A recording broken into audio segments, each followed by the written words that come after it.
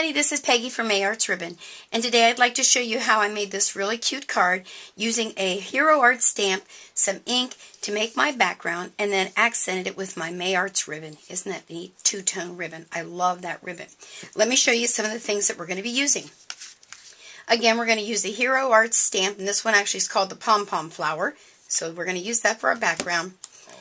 The inks that we're going to use are from Marvey, and I just picked some fall colors just because it kind of went along with my ribbon. I'll use a little bit of Memento for my verse, and then look at the words that we got from Hero Art. This is called Good Friends. It's got some really nice sentiments on there, so we're going to use one of those. I'm going to be using my stamp pad. I always use my stamp pad. It makes for a much better impression. And the ribbon I'm going to use is BM13. It's 3/8 inch. It's a polyester ribbon, and it's a two-tone. Isn't that neat? It's light yellow and like an orangey color. Love it, love it. Well, let me clear some things off here, and let's get started. First, let me tell you the sizes that you're going to be using. I'm going to be using a 3 3/4 by 5. That's going to be the piece of cardstock that I stamp on. I'm going to mat that on this green piece, and that's going to be a 5 1/4 by 4 inch. I wrote it on the back so I wouldn't forget. And then I'm doing an A2 size card, so that's why that will fit right on there perfectly like so. Okay? So those are your dimensions. I will have those written out for you. So let's get started. Now for this particular card, you're always going to stamp when using more than one color. You want to use the lightest color first, so I'm going to use the green.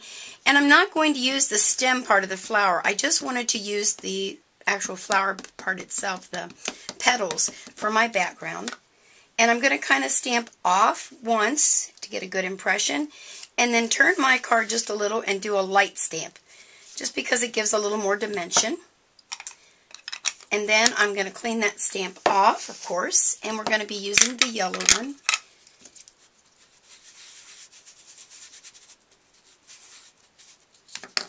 And I'm going to do the same thing. I think I'll stamp it about there, and then we'll stamp that there. That looks pretty good. Well, got to close that up. Then I'm going to do the rust color. I don't know what they really call it. Brown they call it, but it's kind of a rust, I call it. But, you know, everybody calls things a little different. Again, I'm going to turn this over here, once there. And then I'm going to go up here in the corner, and I'm just going to add a little bit right there. That looks pretty good. Alrighty then. I think I'll add one more color, because this is a little bit darker brown, just because I can. And I'm going to do it right there. There we go. Yeah, that turned out pretty nice.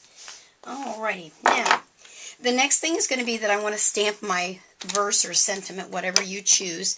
And I'm actually going to stamp this one right over my yellow flower, because I'm going to be using the Memento black ink. And it will show up very nicely, I think. That's the really nice thing about when you're doing a background. You can kind of change these around to however you want them to be. So I think we're going to put it right in the center. And you see, with my stamp pad, I get a really good impression. And I'm telling you, these Hero Art stamps, look how nice and clear that is. Isn't that beautiful? Now, here is the fun part. Let me get my little ribbon here. All I'm going to do, I think I'm going to use the darker. And I probably wouldn't have used that much ribbon, but I already cut it, so there you are. And I'm just going to put that there. Actually, I'm even going to cut some of that off. We don't need all that. I hate to waste my ribbon, oh my word. Just like so. And then all I'm going to do, oh, bummer, you know what happened?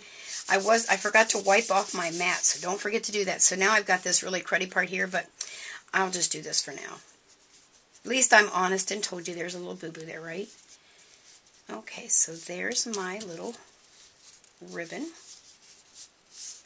Scissors. So that's one thing you have to be careful about when you're using your dye inks, or any inks actually, that don't dye quick. If you're using just a paper for your mat, or like for instance this one, I used my stamp pad. I should have pulled it out of there, and then I wouldn't have had that problem. And I'm going to see if I can move that down and cover it up. That's the nice thing about artist work, you know, we can just do whatever we want to.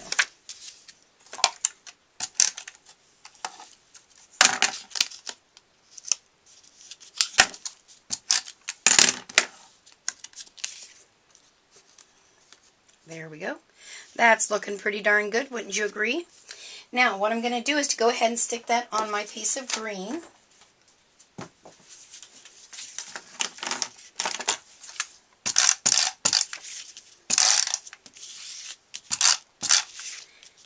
There we go. And we'll just center that up a bit. Oops. Make sure I've got my number on the back.